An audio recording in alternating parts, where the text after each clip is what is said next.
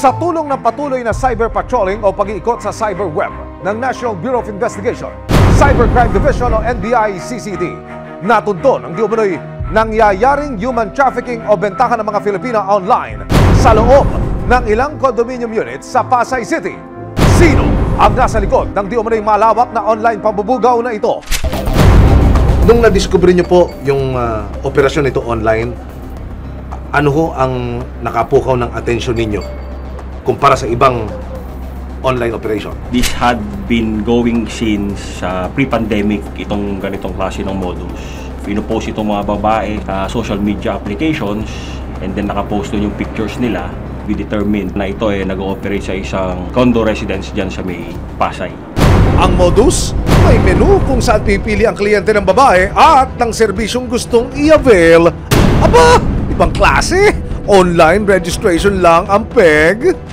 Sa isang messaging app na na-penetrate po ng NBI, na-discover nila kung paano ibugaw online ang mga babae sa kanilang mga parokyano. Lumalabas na mayroong mga dayuhan, pero karamihan sa mga babaeng inilalako online, puro Pilipina. Makalipas ang halos isang buwan na pagmamanman at pagkalap ng ebidensya, September 6, 2024, kasama ang resibo, nagkasa ng malawakang operasyon ng NBI-CCD at ibang departamento ng NBI. Unang-unang inikutan ng mga otoridad ang target location. Asan power key? Yan. Ito. Yang sa dulo. Ito ang strike natin. Yan. Halos lahat. Tapos may ibang area pa. Ibang area pa tayo na hindi dito. Anim na bigay. Sunod lang kami sa inyo, Chief, ha? Sa hudyat ng isang asset, pinasok na ng mga otoridad ang 6 na condominium unit sa Pasay para mahuli ang nasa likod ng paglalako ng mga babae at masagip ang mga biktima. Ito sir.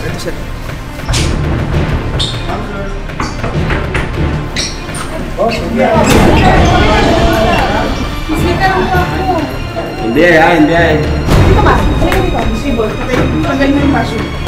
Tanggalin mo yung password. Bakit po? Sa unang unit, bumungad ang 4 na babaeng ito na tila walang kamalay-malay. Ang ilan natulala at naiyak dahil sa takot. Relax lang kayo. Saan po dito? Hindi kasi alam eh. Relax lang ha. Isisip lang namin kayo ha. Sa pagkakalugog ng mga operatiba kasama ang resibo, nadiskubre din ang ilang mga damit na ginagamit daw ng mga biktima sa kanilang mga booking. Kukulong kami? Ilan po kayo? 4. 4. Sige, upo lang kayo, upo. Sa ibang units naman, naabutan ng sinasabing stay-in na mga biktima. Ngayon, may information kami na dito diniting yung mga traffic victims. Dito yung temporary quarters nila. Namataan din ang computers at laptop sa isang kwarto kung saan daw isinasagawa ang malalaswang transaksyon. Yun ho ba mga biktima na binabanggit nyo rito online lang silang binubugaw o old school, yung binibitbit patungo sa customer? Pinupost nila itong mga kababaihan sa social media application. Ah. And then doon sa social media application na to, doon po namimili itong mga kliyente. After booking, sasabihin na po kung saan room diretso and then pupunta po doon yung biktima natin. Apo. Doon na rin po nangyari yung bayaran. 4 hanggang 14,000 raw ang bayad sa mga inaalok na serbisyo at ang kalahati nito'y napupunta di umano sa kanilang mga boss na nag-aalaga sa kanila. Mga dayuhan daw ang madalas na parokyano ng mga Filipinang na-rescue. Mostly ang mga parokyano nito, mga POGO workers. So after doon, magbubook sila, sasabihin kung anong room ang pupuntahan nila. Pagdating nila sa room na yon, nandun na yung sa kadarating yung ating biktima. Arestado rin ang ilang dayuhang parokyano at may-ari ng condominium units. Sa parehong gabi, nagtungo ang resibo at NBI sa isa pang condominium sa Maynila.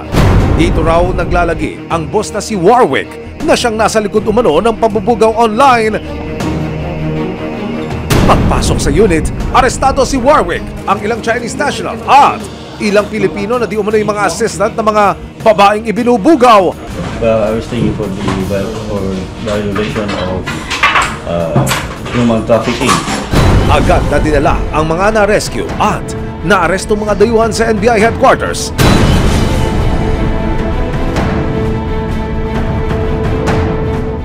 Nakapanayam ng resibo ang isa sa mga biktima. May friend po kami na kakilala na nag-offer sa amin mag-work dito sa Manila.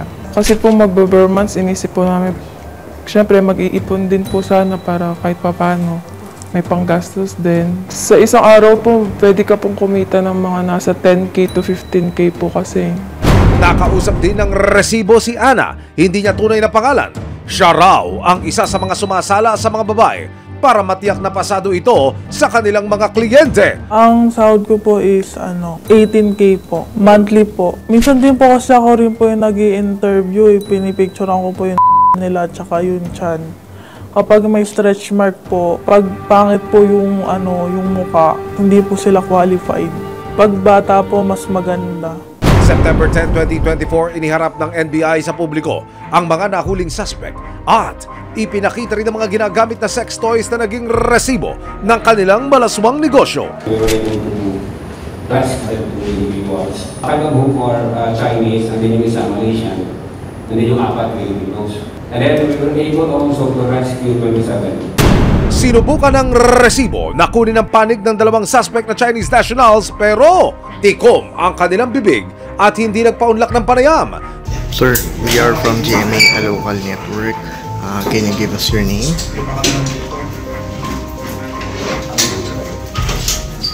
Nakaharap ang mga suspect sa kasong paglabag sa RA number 11862 o ang Anti-Trafficking in Persons Act of 2022 in relation to RA 10175 o ang Cybercrime Prevention Act of 2012. It was committed in large scale dahil sa dami ng mga rescue victims natin. Ayon sa NBI-CCD, patuloy nilang babantayan ang ganitong klase ng mga kaso.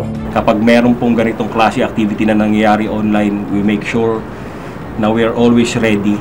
And we have a team na nagpapatrol sa cyberspace. And rest assured, maaari kayong makapagtago pero hindi kayo makakatakas sa NBI. NBI.